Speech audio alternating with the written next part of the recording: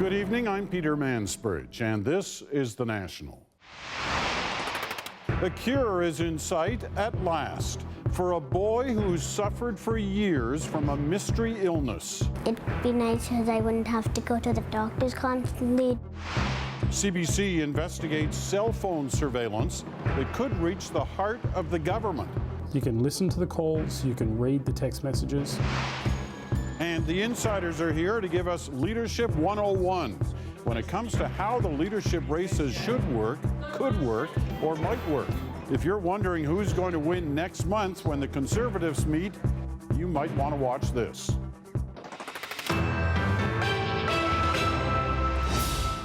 It doesn't happen often. A brand new disease discovered, making a cure for mysteriously sick patients possible. But today, doctors at Toronto's Sick Kids Hospital said they've done just that with the help of a little boy. And for the very first time, the 10-year-old now has real hope to live a normal life. Christine Birak has the story. I'll just show you. Daniel Nevin Salvadore has battled more health crises than most people face in a lifetime. And it all started with a routine trip to hospital when Daniel was just a baby. I just thought someone was going to tell me that he had the flu. And I remember sort of going into the room where he was, and there must have been about 10 people just over him, and he had tubes and he had oxygen masks.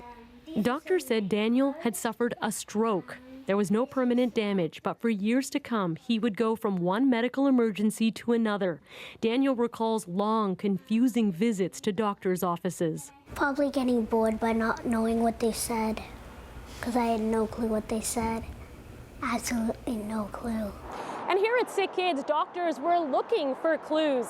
Daniel had been seen by virtually every specialist: blood, skin, infectious disease. No one could figure out what was causing his symptoms. But when blood started showing up in his stool, one doctor thought it was an important piece of the puzzle. Daniel was one of my first patients at Sick Kids. Stomach specialist Dr. Alex Muse suspected Daniel's disease was genetic. It took 7 years, but a research grant and changing technology has now helped improve it. We were able to sequence his DNA, and from that we were able to identify a mutation in a specific gene that sort of explained all the symptoms that he had. It was a mutation scientists had never seen before. The problem was with his platelets, tiny blood cells that help your body prevent bleeding. A normal platelet spreads like a fried egg, but Daniel's had spikes all over it. He lacked a protein that would help it spread evenly, a protein researchers thought a human being couldn't survive without. So it was really exciting, and it's what drives us in late hours of the night and in the laboratory to continue on what we like to do. Along with Daniel, doctors have now diagnosed other patients around the world with the same condition. Experts say a bone marrow transplant could completely heal Daniel, but they need a donor match. It'd be nice because I wouldn't have to go to the doctors constantly. It'd be like just a normal checkup. Another challenge Daniel and his family are ready to take on. Christine Birak, CBC News, Toronto. At least 11 people are dead and many more injured after a bomb went off in one of Russia's largest cities. An attack just as Russian President Vladimir Putin was visiting. The blast happened on a train before rush hour in the heart of St. Petersburg. As it went through a tunnel between stations, the bomb went off. Now the hunt is on for possible suspects. But as Thomas Dagla explains, there are more than a few enemies of Russia who could be responsible. The frenzy following the explosion shows even a country struck before can never fully prepare for this. Train doors blown open, smoke filling the St. Petersburg metro. The result of an explosive device apparently rigged with shrapnel and hidden in a briefcase, blown up in a tunnel between two stations. There was a huge bang, she says. It was deafening. I was sitting next to a metal railing, and I think it saved my life. While some waited desperately to hear from loved ones, authorities spotted and defused another bomb in a separate subway station. They shut down all of St. Petersburg's busy metro network that carries 2 million commuters a day. Law enforcement will do all they can to find the cause of what's happened, President Vladimir Putin said. The Kremlin had announced he'd be in St. Petersburg, his hometown, today, meeting with the president of Belarus. So the timing of the attack is likely no coincidence, says this security expert. The message to Putin was, we can hit you close to home. So it's quite audacious, and it shows probably that the people involved knew that Putin was going to be there. Though no group has claimed responsibility, Russia's recent history could provide clues about who did it. Chechen separatists carried out suicide bombings in the Moscow metro in 2010. And Putin's air campaign supporting the Syrian government has made Russians a target for ISIS. Tonight, the explosion is suspected to be the work of a suicide bomber, but the Kremlin's being careful not to point fingers yet. Whoever is responsible, they've left a country in mourning. As Russia fights battles abroad, a very public reminder today, it's not immune to violence at home. Thomas Dagler, CBC News, London. The CEO of Bombardier tried to end days of bad press for his company today. The aerospace giant is facing a backlash for its plan to increase executive bonuses after missing delivery deadlines and accepting millions in loans from the government. Jacqueline Hansen has more. Bombardier's CEO Alain Balmar took the unusual step of doing multiple media interviews today, a rushed ad hoc effort to defend the proposed pay hike for top executives, saying it's needed to attract the best talent.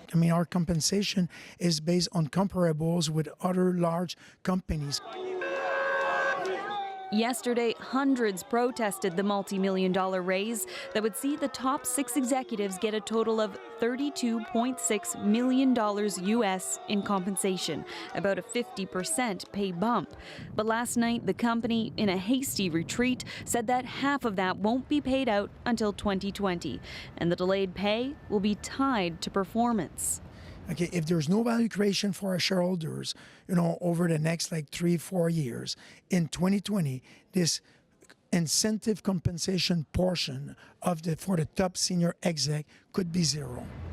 In Ottawa, that didn't satisfy opposition parties, angry that the federal government recently loaned long-struggling Bombardier more than $370 million. He's handing millions of dollars that's being used for bonuses to Bombardier executives, all while they fire 14,000 middle-class workers. Is this the Prime Minister's way of standing up for the middle class? Because if it is, he should sit back down. But even the Prime Minister said he was disappointed. We're obviously not pleased with the decision that Bombardier made around its remuneration for its executives. A Montreal-based shareholder rights group says delaying the pay increase is hardly enough. The salary of the CEO and executive must be fixed, must be limited by a ratio between their salary and the salary of the employees. Exactly how Bombardier plans to tie executives' pay to financial targets, or what those targets are, is unclear. But the company, still under pressure and scrutiny, promises to publish more details over the next few days. Jacqueline Hansen, CBC News, Toronto. Malala Yousufzai will address a joint sitting of Parliament next week. The Pakistani advocate for girls' education and Nobel Peace Prize winner was made an honorary Canadian citizen in 2014. A ceremony to honor her was cancelled because of the attacks on Parliament Hill that day. Yousufzai will speak to MPs and senators next Wednesday, April 12th. A Montreal area Liberal MP stood in the House of Commons today to reiterate his apology to a Conservative MP for comments he made during a committee meeting. Je désire réitérer mes plus sincères excuses. The comment in question was directed at MP Diane Watts after her cell phone rang. Nicolo Diorio reportedly asked her, "Where's the poll?" Diorio says it was never his intention to embarrass or offend anyone. Watts says she hopes everyone has learned from the moment, but that she would like to move on. Well, if you were looking forward to seeing Connor McDavid playing alongside Sidney Crosby for Olympic gold, you may be out of luck. The NHL today closed the door on the IOC and said it will not participate in the next Winter Games. But some aren't convinced there will be no NHLers in Pyeongchang. Fez Jamil has that. NHL players in Olympic moments like this, maybe no more. Negotiations between the league, players, and the International Olympic Committee have been stalled for months, mainly over the NHL pushing for the IOC to continue paying for players' travel and insurance costs, as well as using video from the Olympics. Today, the NHL released this statement saying, in an effort to create clarity among the conflicting reports and erroneous speculation, this will confirm our intention to proceed with finalizing our 2017-18 regular season schedule without any break to accommodate the Olympic Winter Games. We now consider the matter officially closed. Around 15 million Canadians watched Team Canada's gold medal game at the last Winter Olympics. The prospect of not seeing NHL stars is drawing mixed reaction from fans. The Olympics are for amateur athletes, that professionals, whether it be hockey, baseball, or basketball, they don't really have a place in the Olympics. Well, all our elite players play in the NHL, so that leaves us at a disadvantage competitively, I guess. Gets it across, Matthews scores! None of this should come as a surprise, say many hockey commentators, as the NHL's commissioner, Gary Bettman, has been hinting at this. Gary works for 31 team owners now, with Las Vegas joining the NHL next season. And the owners don't want the players. They don't want a 3-week break in their schedule. So as disappointing as this is, it's not surprising to me on any level. The league especially didn't like the fact they couldn't get rights to use video of their own players from the games. If we go back 4 years ago in Russia, they didn't officially announce that participation to the middle of the summer. This former player, however, says it's not over yet. Maybe it's a bigger message to the IOC, and maybe that's enough to spark their interest to come back with more meaningful negotiations, which the National Hockey League has wanted all along. Late today, the NHL Players Association released a statement saying they're disappointed with the NHL's decision, a sentiment echoed by many players. Fez Jamil, CBC News, Toronto.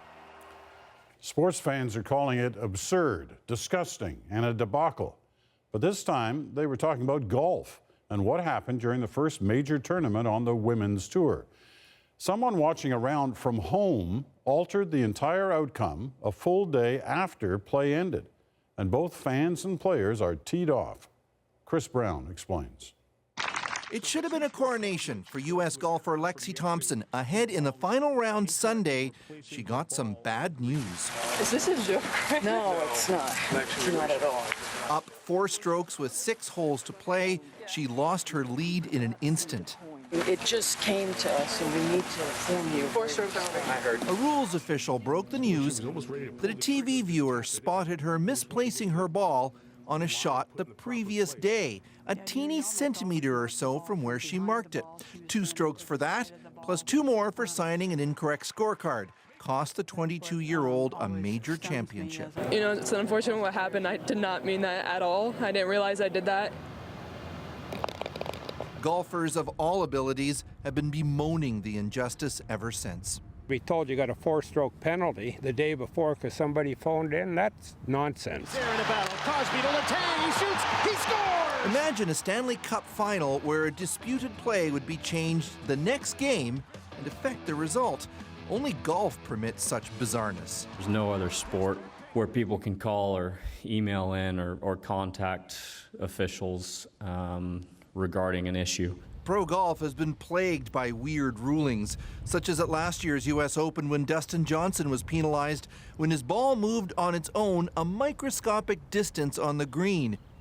Or in 2013 when a retired rules official at home phoned in to report Tiger Woods making an improper drop. I think they just got to stop accepting call-ins and write-ins from viewers.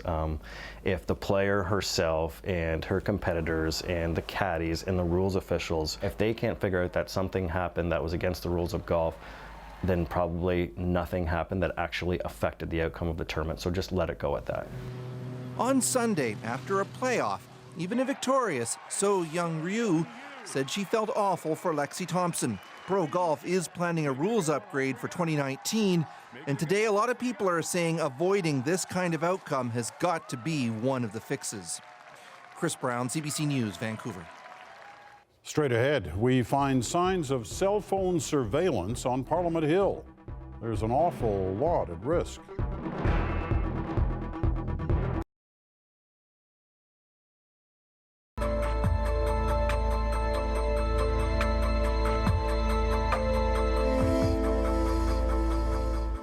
Someone is tracking cell phones, maybe even listening to conversations or reading texts in Ottawa. Devices that can intercept mobile devices have been found near Parliament Hill and other sensitive locations. What's not clear is who put them there. While the devices are sometimes used by Canadian security agencies, they can also be planted by individuals or even foreign governments with more nefarious intentions. So who could be listening?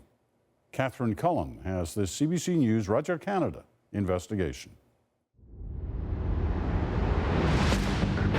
Right near the center of Canadian democracy, where decision makers work, where national defense plans are made, even within range of the Prime Minister's own office, we found them. They are devices known as IMSI catchers, operating in the heart of Canada's capital. An IMSI catcher is a machine that pretends to be a cell phone tower to attract nearby cell signals. When it does that, it can intercept the unique ID number associated with your phone, the International Mobile Subscriber Identity, or IMSI. That number can then be used to track you. More sophisticated IMSI catchers can even read your text messages and listen in on your calls. So how did we find out that an IMSI catcher was being used in Ottawa? Well, we got one of these. It's a special type of cell phone called a cryptophone. Now, it looks like a regular phone, but it warns you when an IMSI catcher tries to intercept it. This kind of test has been done by media in other countries, but never before in Canada. For months, our team took the cryptophone around Ottawa. When it detects an IMSI catcher, it shows a red alert, like this. And we got a flurry of them in December and January. We got alerts in the Byward Market, the Rideau Centre shopping mall, and the CBC offices. An IMSI catcher has about a half-kilometer radius in a city, which means the catchers we detected could reach all of Parliament Hill, Langevin Block, where the Prime Minister's office is, National Defense, the U.S. Embassy, and the Israeli Embassy. We asked the U.S. supplier of the cryptophone, ESD America, to do a more in-depth analysis of the alerts for us. The company is based in Las Vegas, just 15 minutes from the frenzy of the casinos. In a nondescript office, it focuses on counterintelligence. Clients include the U.S. Department of Homeland Security. Consistently, you've been seeing IMSI catcher activity, definitely. But the CEO, Les Goldsmith, says the catchers are used by all kinds of groups. Law enforcement, federal agencies, but we're also seeing organised crime and foreign intelligence. And he says the alerts we were getting do look foreign. We're seeing more IMSI catchers with different configurations, and we can build a signature. So we're seeing IMSI catchers that are more likely Chinese, Russian, Israeli, and so forth. Back in Canada, we consulted another expert, someone who knows a lot about IMSI catchers. He comes from a federal security agency and needs to maintain anonymity to protect that work. He sees two very different potential explanations for the presence of IMSI catchers, one domestic, one foreign. He says Russia has used the devices in Canada before. We learned that Russian intelligence was parked near CSIS with equipment on board to do IMSI catching. After X number of days or weeks, they're capable of identifying the IMSI numbers that belong to intelligence officers. Then, when the Russians were doing a clandestine operation in Ottawa, Montreal, Toronto, wherever, they would activate the IMSI catcher and check if the numbers associated with the Canadian intelligence were there. If they were, they'd know the operation was toast, and they'd cancel it. The other option? Domestic spies. One possibility is that Canada's communications security establishment has been mandated to monitor the network for protection purposes. in a defensive way. Canada's electronic spy agency, though, insists its activities are directed at foreign entities outside of Canada. It was only last June that we learned that Canadian police were using the devices, and it was because of an investigation involving a mafia killing outside of Montreal back in 2011. Court documents show the RCMP were using an IMSI catcher to monitor the conversations of the alleged killers. During court proceedings, the RCMP also revealed their first purchase of an IMSI catcher came in 2005. The police force also confirmed they keep the information about all the other cell phones within reach of their IMSI catcher. We'll keep that in our section, at our level, so we don't destroy it, but we don't disclose that either, a police officer told the court. Since then, we've learned that some municipal police forces, like Winnipeg and Vancouver, have sought out the technology too. Mostly, police don't want to talk about why they're used, or even if they have one, though we know of at least one instance where an IMSI catcher was used to try to track someone who had been abducted. In Ottawa, officials that we reached out to said they either couldn't or wouldn't explain who was using an IMSI catcher here. Some embassies said that they couldn't help us. The Russians took the extra step of saying any such suggestion that they were involved in these kinds of activities is bogus and baseless. The Chinese called any suggestion that they were involved irresponsible conjecture. Now, the Ministry of Public Safety, CSIS, the RCMP, and Ottawa Police all said variations on the same thing. They don't discuss tactics, but they do always follow appropriate judicial procedure and the law. On the face of it, that's extremely disturbing. Information law expert Teresa Scaza was troubled by our findings. She says even if the technology is being used by Canadian authorities, there's still reason for Canadians to be concerned. I think there are also serious concerns about what happens to that information afterwards. Is it destroyed? Is it retained? Is it used for other purposes? There are so many unanswered questions. We now know someone has been using an IMSI catcher near some very sensitive locations. But who and why and what it could all mean for the privacy of Canadians is still shrouded in secrecy. Catherine Cullen, CBC News, Ottawa. Now, stay tuned for a different kind of intrigue. Our insiders are next. Kathleen, David, and Tim Powers are here to give us a sense of what to expect and why when the Conservatives meet to elect their new leader next month. They were basically providing unproven therapies on sort of an experimental basis. Plus, a controversial private health program got Alberta tax dollars.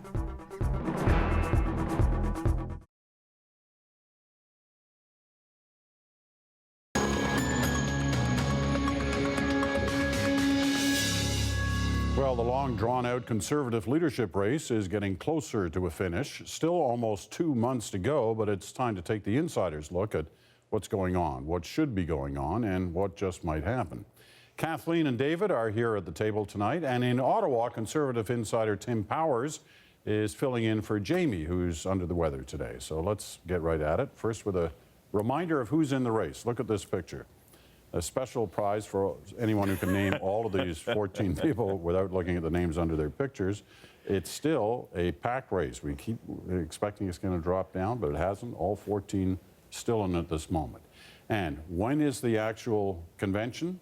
May 27th of this year in Toronto, and it's a ranked ballot system. So what does that mean, and how different is it to what we're more commonly used to? Tim, you're the conservative backroomer on this.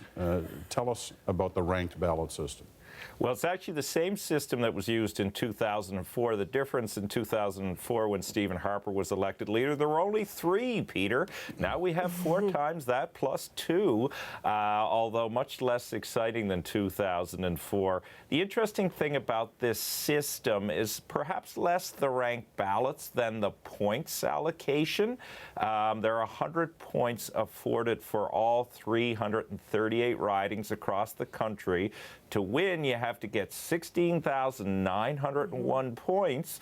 So when you hear all these numbers coming out about people signing up 35, 40,000 members, that may sound great, but it doesn't necessarily mean they're ahead, because what matters is how those memberships are disseminated across the country. And I'll give you one quick example. In the riding of Labrador, my home province of Newfoundland and Labrador, there are less than 15 members. In Stephen Harper's riding, or formerly Stephen Harper's riding of Calgary Heritage, there'd be over 1,000. So you figure out the math. If you sign 1 in Labrador and 20 in Calgary Heritage, you're more likely to have the ability to get points in Labrador than you are in Calgary Heritage. Confused? So am I. Yeah, you're definitely right. We're confused. But is there an advantage or a disadvantage to going into the ranked ballot system, Kathleen? Well, I think the thing is, like Tim's explained it, the numbers are confusing. It's very difficult. I think it's easier from a party administration point of view, but I think we still, journalists, pundits, the public, still think of delegated conventions, even though they haven't happened for quite a long time. Most parties have relegated them to the past. I mean, we've seen the famous stories of Joe Clark in the 70s coming up the middle when people kind of moved towards them, or the Judy LaMarche famous story, or even as recently in 2006 when we saw Bob Ray and Michael Ignatieff not being able to agree, and then Stéphane Dion coming up the middle to be leader. That's not going to happen anymore, but we still talk like they're delegated conventions. We still talk about these 14 candidates somehow trading, memberships, and somehow Lisa Raitt by currying favor in some ways to Andrew Saxon by saying that he is her second choice, that somehow maybe Saxton voters will come over to her. But in this ranked ballot scenario, that's not necessarily always going to be the case. So let me get it straight. All the voting, such as it is, has taken place before the day. It's all in there. It's all on the computers. It's just a question of kicking into second choices, third choices. No, you can vote on the day. You can actually vote on the day as well. You can vote on the day? As well. You can vote on the day. There are 9 or 10 in-person polling stations across the country, including one, I believe, at the main event center in Toronto. But you could have done it before as well. In fact, you have a month to vote. You can vote between April 28th and May 27th. Yeah, the ballots are going out in about 30 days from now. On April 28th, they start getting mailed out to people, and they can start voting right away in the first week of May. All right, David, does it play to anyone's advantage in the scenario that we're looking at now, those 14?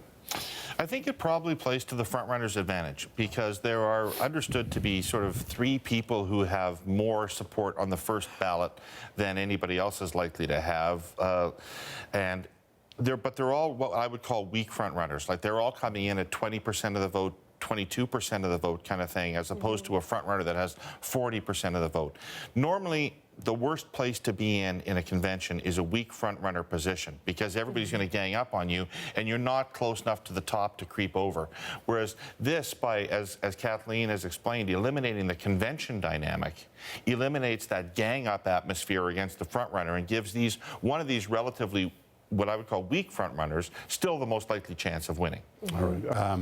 What do we believe about endorsements? How important are they, Kathleen? Well, I actually might take a contrary point of view. Some people I've talked about this conservative race said, endorsements don't matter, that's old school.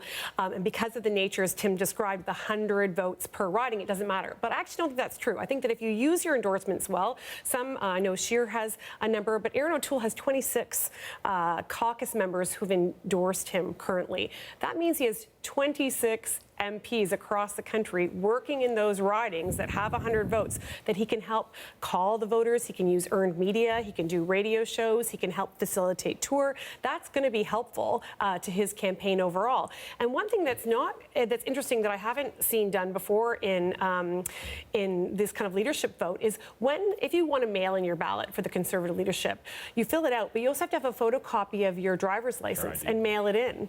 And so having an MP in your riding where you can go and photocopy your driver's license, and that MP is going to call you to remind you to vote, is going to ensure better get out the vote kind of campaign activity. All right. What about membership numbers and money raised? How important is that when you hear those numbers? You kind of referred to it, Tim, a little while ago, but how important is it? Well, here's the fact. You go back to the last race that was run under this system, which was 2004. So this is the second one. In that race, there were 250,000 plus members. only 99,000 or so voted. So just over a third voted. So that's what people need to look at, the pattern. And the people who tend to vote, Peter, tend to be those who've been long-term party members. New people who've signed up, at least in the Conservative experience, don't tend to be as committed to voting as they do. But for me, the key point is if you get to see how the votes or the memberships are spread out. For example, Kevin O'Leary says he's signed up 35,000 members or thereabouts. If they're all members in Toronto, that's not as powerful as those 35,000 members being all across the country, or Michael Chong's 17 being spread out in Ontario and Quebec. So it's really hard to tell because you don't necessarily know where the membership sign-ups are accounted for. David, how do you turn membership votes into, or membership sales into votes? Well, it's a lot of organization. It's a massive exercise because, as Tim said, you really have to pay attention to the quality of the memberships, not the quantity of the membership so much. And when you do sort of the mass sign-ups of new people, the rule of thumb is if you get 20 to 25% of those people out, you've done really, really well. Whereas so, new members don't necessarily end up voting. They may not even know they're new members. Yeah, we did see that. And their commitment is pretty peripheral. And so, no, you're going to have to literally do what you would do on election day to get those people out to vote, which is you're going to have to go to their house, you're going to have to phone them repeatedly, you may have to offer to babysit their kid, because they're not. You signed them up, they did a favor to you. It wasn't really something that they were terribly interested in doing. So you're going to have to force them to get out and vote. And I think Tim's making the terribly compelling point about the distribution of these things. And so, you would be well advised to focus on the worst Conservative ridings in the country. And that's what's happening. Where you only have to flip a few people, as opposed to, frankly, this is where the MPs are a little less useful because they're in ridings where lots of members exist, right? Whereas you really need contacts in downtown Montreal, where there's all of the Atlantic provinces where currently the Conservatives have no MPs, right? All So that's. I've only got a minute left. Give me your number one tip for each of these candidates as they head into the final stretch of 2 months. Tim. Work it. Go into all those communities, and as David said, target the ridings where there aren't a lot of members. You'll have a better chance because they'll respect the fact you went there. Kathleen. There's just over 50 days left and about 30 until they can start voting. So it's all about persuasion. So right now, the candidates are faced with a choice. The campaigns are faced with a choice. Do we go hard? Do we start slugging and hitting some of our opponents to get earned media? Or do we, be kind and try to solicit their voters over? So that's the decision that they're going to be wrestling with it. And they have to make it well because there is a tier in the middle, a second tier of candidates. There are the more moderate candidates, and they're the ones that are hoping to make a go for it for the top position. You got the final word, David. Figure out where the winning coalition for you is and craft a message that will be broad enough to do that. Somebody's going to try to come from either 30 to 40 points behind 50% to try to get to 50%. They're going to need a lot of other people's supporters to ultimately choose them on the second, third, or fourth rank on their ballot. And so you need to think, no matter which candidate you are, what do I have to do to my message that's going to make it work for the other candidate's supporters? Is this wide open still?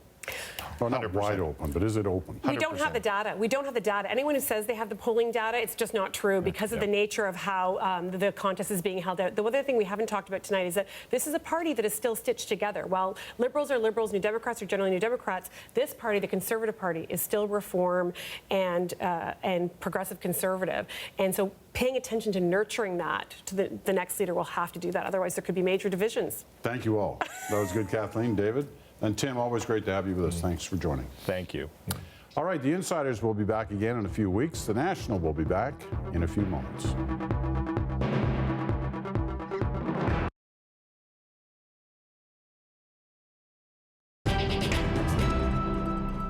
The commission charged with looking into how Quebec reporters were spied on by police began today. Last year, several journalists from La Presse and Radio-Canada discovered they were the subjects of warrants that let Montreal and provincial police secretly track their phone data and call logs. It was a shocking revelation and one they said put a chill on investigative journalism. As Alison Northcott tells us, Some worry the damage done cannot be undone. For investigative reporter Marie-Maude Denis, confidential sources are crucial. There's not one single investigation that I did that did not depend in some way on a confidential source. That's how we break stories that matter. She was disturbed to learn last fall that Quebec provincial police had obtained 5 years' worth of her call records, one of several high-profile investigative journalists whose phones were monitored by police. In one case, Montreal police obtained warrants to access the phone numbers from La Presse columnist Patrick Lagasse's incoming and outgoing calls for months. They even had access to his phone's GPS as part of an investigation into one of the force's own officers. The revelations raised serious questions about the protection of journalist sources and police practices and led the province to launch a commission of inquiry. C'est excessivement dommageable. Today, the commission heard from its first witnesses, including the leaders of 3 Quebec newsrooms who described the chilling effect the controversy has had on sources. We changed our way to communicate with them, of course, and we adopted some technology that we don't really publicize, but we know that some of them, maybe more than we know, are really afraid now to communicate. Other sources have stopped talking to us. And, new sources that would come forward, we're afraid will not come forward until this is resolved or clarified. He and others hope the commission leads to new legislation to protect sources. Almost everywhere there are shield law to protect reporters and their sources. We don't have that here, so it's a main concern, and it's a void that we have a chance to fill right now. CBC Radio-Canada is a participant in the commission with lawyers present who can cross-examine witnesses. The commission is expecting to hear from police forces next week. The judge leading the inquiry acknowledged there is a delicate balance between protecting sources and ensuring police have the tools they need to do their jobs. He'll submit a report and recommendations to the province early next year. Alison Northcott, CBC News, Montreal. People across Newfoundland hunkered down today as yet another brutal snowstorm hit. As much as 60 centimeters is expected before this blizzard ends. That's on top of a similar amount of snow that fell on Friday. Gander has had the worst of it. It's had more snow since Thursday than Toronto has had all winter. Thick ice pack along Newfoundland's east coast trapped a number of marine animals over the weekend, including a group of dolphins near St. John's. This morning, a rescue effort was launched. Volunteers pulled the dolphins out of the ice, loaded them onto tarp stretchers, and drove them to a nearby ice-free inlet, where they were freed. 5 of the dolphins were saved. Unfortunately, nothing could be done to help a humpback whale trapped in ice in Cook's Cove. It was found dead early today. That Sunwing pilot who showed up drunk to fly his plane on New Year's Eve is going to jail. Miroslav Gronic pleaded guilty to being impaired while in charge of a Sunwing Airlines jet. He was escorted off the plane shortly before taking off from Calgary for Cancun. His blood alcohol level was 3 times the legal limit. Gronic was sentenced to 8 months and has also been banned from flying for 1 year. This next story is about an unproven alternative health program that has been operating in Alberta for years. Despite warnings about health risks and a lack of scientific research to back its methods, the Alberta government not only allowed the program, but funded it too. The program is run by a wealthy Calgary businessman, and critics say it has potentially risked the health of tens of thousands of vulnerable people. Charles Rusnell has this exclusive investigation. Do you want to feel better and live longer? How important is your health to you? Backed by a fortune made in the oil and gas business, Calgary's Alan Markin is on a mission to improve the health of Canadians through Peer North, his private health foundation. Peer North says it can prevent chronic disease, improve health, and save the health system hundreds of millions of dollars every year. All of this through its alternative health program that features supplements like vitamin D dispensed in doses sometimes exponentially above Health Canada's safe upper intake levels. So certain is Markin of his program's effectiveness, he says he spent $250 million of his own money over the past decade to provide it for free to tens of thousands of vulnerable people at such places as homeless shelters and on Indigenous reserves. But Pure North has its critics, like the Dietitians of Canada, who say none of its therapies are conclusively supported by science, and some may actually pose a health risk. When we don't have adequate evidence, we can't go out and promote nutrients as if they're harmless. There are side effects. Nutrients in high doses can actually act like drugs and have pharmacological side effects that can be toxic and harmful. Despite these concerns, a CBC News investigation found that in December 2013, Alberta's now former Health Minister, Fred Horne, gave Pure North a $10 million grant to expand its program. Horne did not respond to several interview requests from CBC News over the past several weeks. The program was ultimately offered to more than 7,300 seniors with no ethical oversight. Pure North got the funding against the advice of ministry officials and without the knowledge or approval of Dr. James Talbot, Alberta's Chief Medical Officer of Health.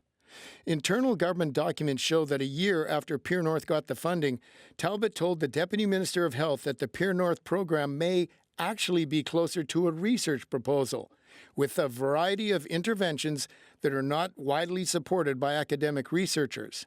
As such, it is essentially a human clinical trial conducted without peer review or ethics approval. That assessment is shared by Timothy Caulfield. He's the research director of the Health Law Institute at the University of Alberta. They were basically providing unproven therapies on sort of an experimental basis, on the belief, the faith that this stuff would work, when in fact the literature didn't back it up. This is not an experiment. This is a measurement of efficacy. Pure North spokesman Stephen Carter points to a raft of studies done for Pure North that shows its program is safe and effective. And he claims 50,000 people have participated in the Pure North program without a single health safety issue. We've seen no adverse effects on participants because we monitor it very closely. Except in Vancouver, where Carter concedes Pure North, due to an oversight, provided doses of vitamin D above Health Canada's safe upper intake level to as many as 3,400 food bank clients for a year, beginning in 2014. Internal BC documents show public health officials uncovered a laundry list of safety issues, including that clients were not seen by a doctor or monitored.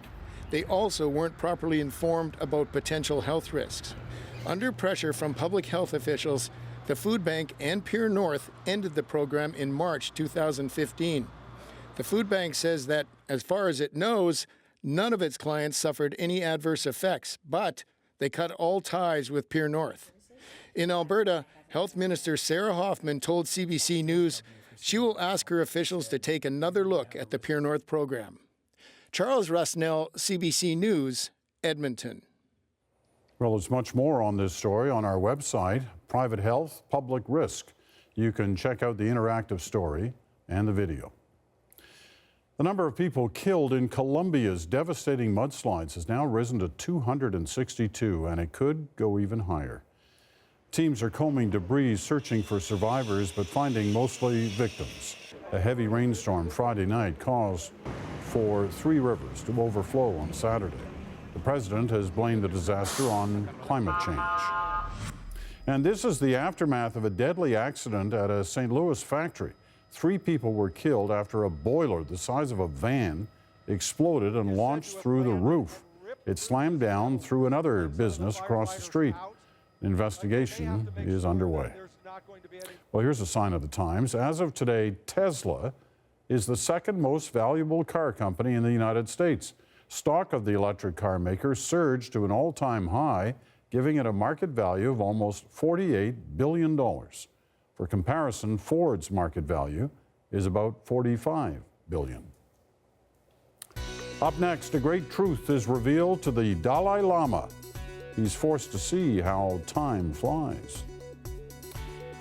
Time to check the day's business numbers. The TSX rose 36 points. The dollar fell 0.5 cent. In New York, the Dow lost 13 points, and the price of oil dropped 36 cents a barrel.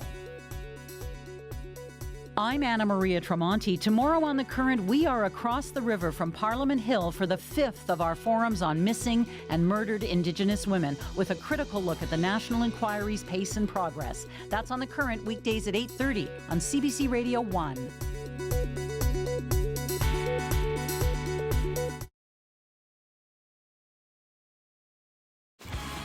When you can fly, what's left to dream about? 4 elite Canadian snowboarders design and build their dream park and push the envelope. Building a snowboarder's dream, Thursday at 7 on CBC. This weekend brought back a powerful memory for the Dalai Lama. Taking him to the moment he became an exile.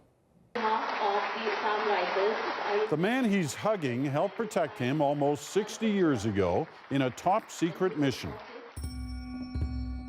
1959 was tumultuous for Tibet. An uprising was quickly crushed by China, forcing the young Dalai Lama to run. That's him on the white horse, disguised as a Chinese soldier. Over 13 days, the leader trekked from Lhasa through the Himalayas to the Indian border. He was then escorted by the Indian military, including a rifleman named Naran Chandra Das. The Dalai Lama was happy to see him all these years later. When they first met, both were in their 20s. The spiritual leader reportedly said, "Looking at your face, I now realize I must be very old too." That's the Nationalist Monday Night. For news at any hour, you can always go to our website, cbcnews.ca. I'm Peter Mansbridge. Thanks for watching.